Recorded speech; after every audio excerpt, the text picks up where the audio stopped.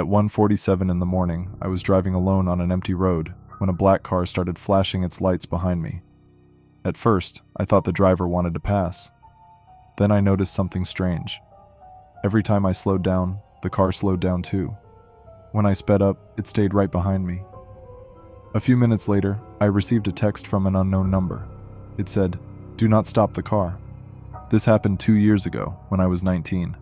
I worked evening shifts at a small warehouse outside Columbus, Ohio. My job was simple. I packed online orders and loaded boxes onto delivery vans. Most nights, I finished at 11. That night, one of the machines broke, so I stayed late to help clean up. I left the warehouse just after 1 in the morning. My apartment was about 40 minutes away. I normally used the highway, but my phone showed an accident ahead. The map suggested a faster route through several small towns. I had never driven that way before, but it only added a few minutes. The road was dark and narrow. There were trees on both sides and almost no streetlights. After about 10 minutes, I saw the black car behind me. It looked like an older Chevrolet sedan. At first, it kept a normal distance. Then it moved closer. The driver flashed the headlights once, then twice. I checked my dashboard. My lights were on. My trunk was closed. I could not see anything wrong with my car. I moved closer to the side of the road, giving the driver space to pass. The car did not pass. It stayed directly behind me. I became nervous, so I increased my speed. The speed limit was 55. I went up to 65. The black car stayed with me. That was when the text arrived. "Do not stop the car." I stared at my phone for a second. The number was not saved. I thought someone from work might be joking, but nobody knew which road I had taken. A second message appeared. "There are 2 men in the car behind you." My hands tightened around the steering wheel. I called the number. Someone answered, but they did not speak. I could hear breathing. Then the call ended. A few seconds later, the black car flashed its headlights again. This time, its front bumper was only a few feet from mine. I called 911. I told the dispatcher my name, my location, and what was happening. She asked if I could see the license plate. I looked in the mirror, but the headlights were too bright. The dispatcher told me not to stop and to drive toward a gas station 6 miles ahead. As she spoke, the black car moved into the other lane. For 1 second, I thought it was finally passing. Instead, it pulled beside me. The passenger window rolled down. A man leaned out and pointed toward the back of my car. He shouted something, but I could not hear him. Then he made a cutting motion across his neck. The dispatcher heard me panic. "Keep driving," she said. "Officers are moving toward you." The black car dropped behind me again. Then I received another text. "They know you called police." I asked the dispatcher if the police were texting me. She said no. That meant someone else was watching. I looked around the inside of my car. Nothing seemed unusual. Then I noticed a small red light under the passenger seat. At the next straight part of the road, I reached down and pulled out a small black phone. It was not mine. The screen was cracked, but it was turned on. A map was open. A moving blue dot showed my exact location. Someone had placed the phone inside my car.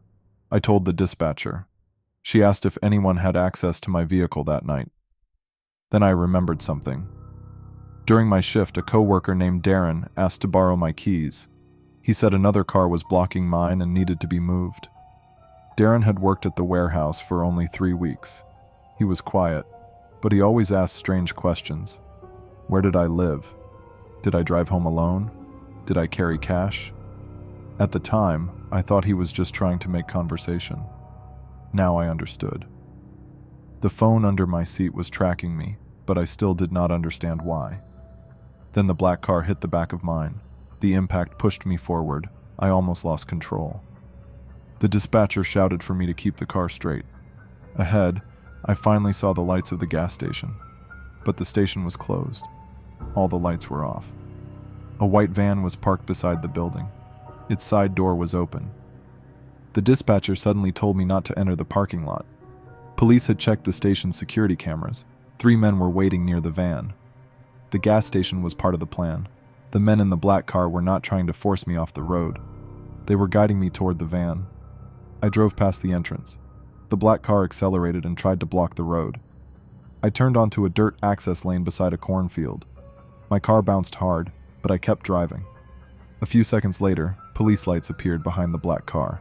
The sedan tried to turn around, but 2 patrol cars trapped it. I stopped farther down the dirt road. Officers pulled 2 men from the car. One of them was Darren. The other man was his brother. Police later found the third man hiding inside the white van. Inside the van were zip ties, tape, 2 fake police badges, a loaded handgun, and several packages stolen from our warehouse. The plan was not to rob me. They wanted to kidnap me and use my warehouse entry code.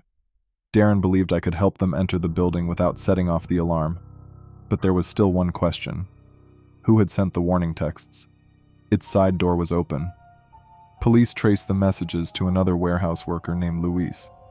Luis had overheard Darren talking about the plan. He was scared to report it because Darren had threatened his family. So Luis placed an old phone in Darren's car and followed its location from home. When he saw Darren following me, he sent the warning. Darren and the other 2 men were arrested. Luis later gave evidence in court. I left that job a month later, but I still think about that night. Not because of the car behind me, not because of the gun in the van. I think about how close I came to driving into that empty gas station. Because without one message from a person I barely knew, I probably would have stopped. And I might never have driven home again. The next story begins with a missing delivery driver, an abandoned truck, and a package that was never supposed to be opened. I thought the man in the pickup truck was trying to save my life. 20 minutes later, I realized he was trying to make sure I stopped. By then, it was almost too late. This happened last fall. I was 24 years old and worked as a cable technician in Kentucky. Most days I drove between small towns fixing internet and TV lines. One Friday, I finished my last job much later than expected. By the time I got on the road, it was almost midnight. I still had over an hour to drive home. The highway was empty. I turned my music on and started heading north. About 15 minutes into the drive, I noticed an old white pickup truck behind me. Nothing seemed strange. Until the driver flashed his high beams, then he flashed them again. A few seconds later, he pulled beside me. He pointed toward the back of my SUV. He looked serious. I thought maybe one of my tires was flat. I rolled down my window just enough to hear him. He yelled, "Your back wheel, pull over." Then he sped ahead. I thanked him with a wave. But something felt off. Instead of stopping right away, I decided to keep driving until I reached the next gas station. I wish I had trusted that feeling sooner. The gas station was about 5 miles away. When I pulled in, the white pickup followed me. The driver parked across from me but stayed inside his truck. That made me uncomfortable. I got out and checked every tire.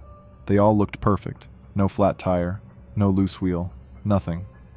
When I looked back toward the pickup, it slowly drove away. I stood there for a moment. Maybe he had made a mistake. I got back into my SUV and continued home. About 10 minutes later, I saw the same pickup again. This time it was parked on the side of the road with its hazard lights on. As I drove past, it pulled out behind me. Now I knew it wasn't a coincidence. My phone had almost no signal. There were no houses, no other cars, just darkness. Then another vehicle appeared. A black SUV joined the road behind the pickup. The 2 vehicles stayed together. Every turn I made, they made too. I told myself I was overthinking it. Then the white pickup suddenly accelerated. It pulled beside me again. The driver looked directly at me. This time he didn't point at my tire. He pointed toward the next exit. The exit led to an old industrial area. Everything there was closed. I ignored him and stayed on the highway. The pickup dropped behind me. A minute later, the black SUV sped past both of us and slammed on its brakes. I barely avoided hitting it. My heart was racing. The SUV blocked both lanes. I couldn't go around. Before I could react, the driver of the white pickup jumped out. He ran toward my window. I locked my doors. He started yelling, "Get out! Your car is leaking fuel!" I looked in my mirrors. I couldn't see anything. Then I smelled gasoline. For 1 second, I almost believed him. But something didn't add up. If my car was leaking that badly, why wasn't he calling 911? Why was the black SUV blocking the road? I threw my car into reverse. The SUV driver immediately got out too. That's when I knew. This wasn't about helping me. I reversed onto the shoulder and managed to turn around. The two men jumped back into their vehicles. They chased me. I called 911. The dispatcher stayed on the line while I explained everything. She told me not to stop under any circumstances. About 5 minutes later, I reached a small town. I thought I was safe. Then I noticed something shocking. The white pickup had disappeared. Only the black SUV was still behind me. The dispatcher suddenly asked me a question. "What is the license plate on the pickup?" I told her I couldn't remember. She became quiet. Then she said something I wasn't expecting. "We've had 3 reports tonight involving a white pickup." My stomach dropped. The reports all described the same story. A man warning drivers about fake problems with their cars, flat tires, loose wheels, smoke, fuel leaks. Every victim who stopped had been robbed. One couple was badly beaten. Nobody had managed to identify the truck. Police directed me to the local sheriff's office instead of my house. The black SUV followed me the entire way. The second it saw police cars waiting outside, it turned around. Officers chased it. They caught the driver less than 10 minutes later. Inside the SUV, they found zip ties, gloves, masks, duct tape, and several stolen wallets. But they never caught the driver of the white pickup. A week later, detectives called me. Security cameras from nearby businesses showed something strange. The pickup and SUV had separated several times that night. The pickup looked for people driving alone. Once it found a target, it called the SUV. The pickup's job was to gain trust. The SUV's job was to trap the victim. The two men had done this for months across 3 states. I still drive at night because of my job, but I never stop because a stranger tells me something is wrong with my car.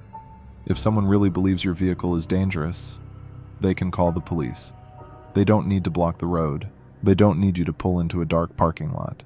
And they definitely don't need to follow you for 20 miles. The man in the white pickup was never caught. Every time I see an old white truck in my mirror after midnight, I still check if it's following me. The next story starts with a rideshare driver who accepted one normal pickup and ended up driving straight into a police investigation. The first sign was a pair of headlights that never passed me. The second was a phone call from my wife. She whispered only 5 words. "Don't go to our house." Then she hung up. This happened when I was 28. I worked as a maintenance technician for a hospital outside Nashville. I often worked late because emergency repairs could happen at any time. One Thursday, I finished just after midnight. It had been raining for hours, and the roads were almost empty. My wife had already gone to bed. I grabbed a coffee from a vending machine, got into my Honda Civic, and started the 45-minute drive home. About 20 minutes later, I noticed a gray SUV behind me. Nothing unusual at first. It stayed there for miles. Whenever I changed lanes, it changed lanes. Whenever I slowed down, it slowed down too. I figured we were just going the same way. Then I turned onto a quiet county road. The SUV turned too. There were no other cars, just me, and the SUV. I decided to test it. Instead of taking my normal route, I turned onto a road that led to an old industrial park. Nobody lived there. There was no reason to go that way after midnight. The SUV followed. Now I knew it wasn't a coincidence. I picked up my phone to call my wife. Before I could press her name, she called me first. I answered. She wasn't crying. She wasn't screaming. She sounded terrified. She whispered, "Don't go to our house." Then the call ended. I called back immediately. No answer. Again. Nothing. My heart started racing. I thought someone had broken into our home. I called 911. While I explained everything, the gray SUV stayed right behind me. The dispatcher asked if I could safely drive to the nearest police station. I said yes. Then something happened that made everything worse. The SUV turned off its headlights. It was still behind me. I could barely see it. The police station was 15 minutes away. The dispatcher stayed on the line.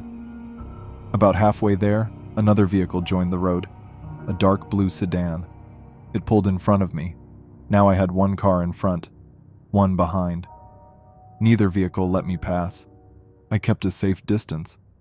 The dispatcher asked if I could read either license plate. I couldn't. Rain covered my windshield.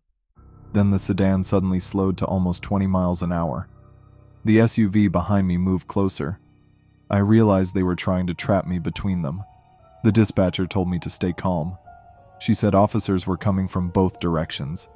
Then my phone buzzed. It was a text from my wife. "They're listening." Nothing else.